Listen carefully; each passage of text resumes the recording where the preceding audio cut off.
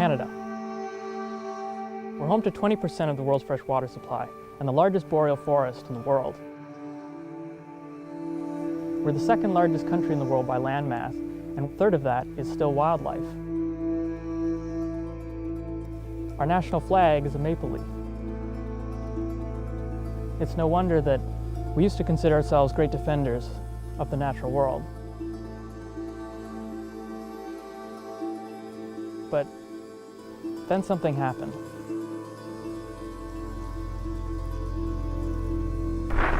Why does the Prime Minister insist on doing George Bush's bidding by fighting to weaken the G8's an response approach to which climate change? leaves Canada as the only country that has signed and ratified Kyoto, that now stands before the world proclaiming that we have no intention of even trying to reach our targets. Our government is trying to argue an old case that was developed by whether it was Exxon or George Bush's administration, we're not sure, probably both, that there should be intensity targets.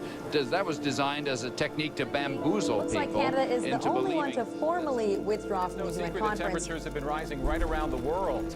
After backing out of Kyoto, the Conservative government set out more modest goals to reduce greenhouse gases. Yet no real acknowledgement that Canada is increasingly falling short of that 2020 goal. The current pace will be 113 megatons short. Canada will fail to meet targets for reducing greenhouse gases.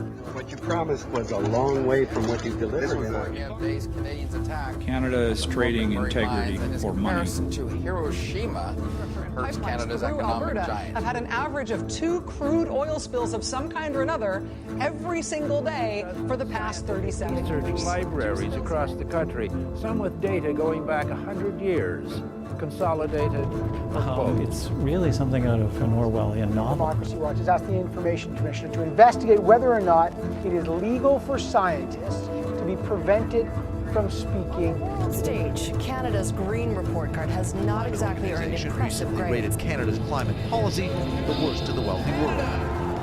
He's accused the federal government of ducking environmental protections by burying critical environmental readiness. To start putting the interests of people over the interests of Canada has kicked open the door to private sector oil companies to come in and ravage our most precious resource, in part because that's Alberta tar sands oil, and nobody really knows how to clean up Alberta. People have been subsidizing the wealth and prosperity and programs and services of Canadians from With our Canadians, my deep concern that our Prime Minister is staking a case for planetary disaster and not for action. I'm just worried about what the world's gonna be like in 25, 30 years. Very, very strong and compelling response from Canadians on this issue.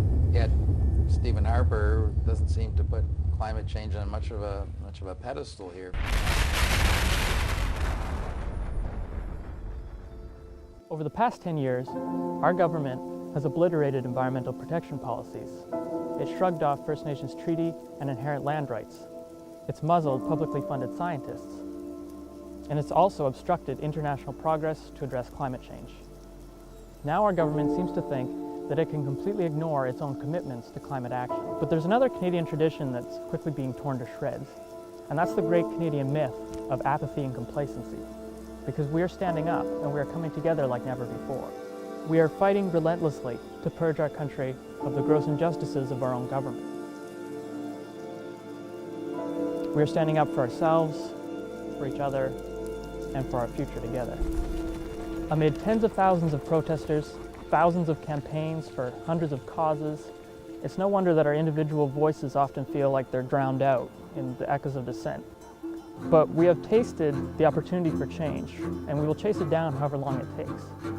Reporters peppered Stephen Harper with questions about upcoming protests. Protesters are actually staging a sit-in at Environment Minister Jim Prentice's constituency And that's what those young office. people were yelling about inside the House.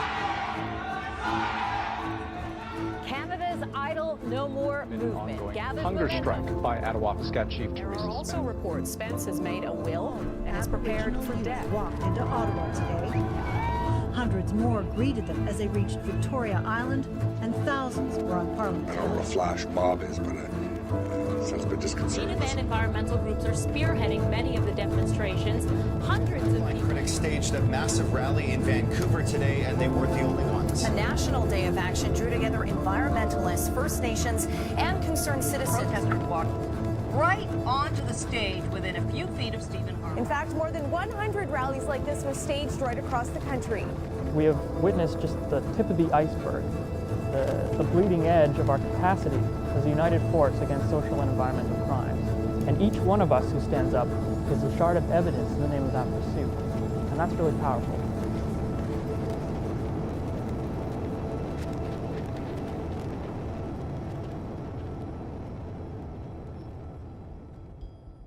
I recently learned how to unicycle.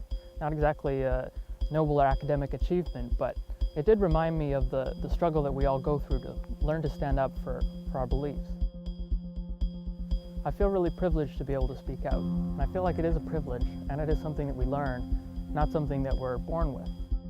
We have to learn not to look down. We have to learn to have confidence in ourselves and in our destination. And we also have to master balance between the competing directions and reactions of our own moral compass. It might seem impossible at first, but each time we try, we go a little bit further, and a little bit further, and a little bit further still. I want to go as far as I possibly can, and that's why I'm unicycling from my hometown of Victoria, BC, to the nation's capital, and I'm inviting you to join me on any of the 5,000 kilometers in between. In September on Parliament Hill, I'm also asking you to join me in a call for justice for our First Nations and a voice for our science community, in ending the toxic culture of doubt, denial, and deceit that is stalling international progress to address climate change. I'm asking for help in promoting political unity for the environment. I know that I won't be the first person or the last person to make this journey, and I also know that I'm not going to change the world. I mean, let's be honest. But I also know that right now doing anything is better than doing nothing, especially when all our anythings can come together to form part of something much bigger. Imagine if our elected leaders worked together with that same sense of purpose and unity to address the most pressing issue of our time. Imagine if we demanded that level of cooperation following the 2015 election. Imagine if we used our collective voice to help build a collaborative vision in Parliament for a just society and a protected environment. Imagine what Canada could be. My name is Boutilier, and I want you to imagine unity for the climate.